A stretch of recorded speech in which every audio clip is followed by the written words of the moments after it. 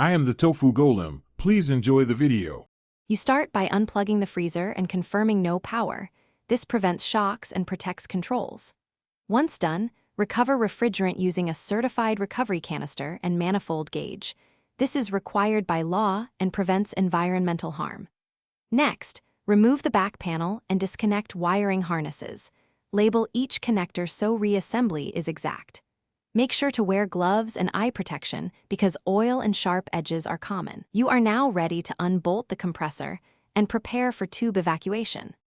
You unbolt the compressor while supporting it to prevent twisting lines. This reduces seal damage.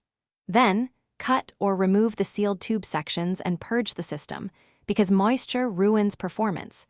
Braze new fittings with inert gas to avoid oxidation. Once the new compressor is in place, evacuate the refrigerant circuit to under 500 microns to remove air and moisture. This step ensures long life. Make sure to tighten mounting bolts to the specified torque and reattach all labeled electrical connections correctly. You begin by performing a vacuum hold test for 10 to 30 minutes.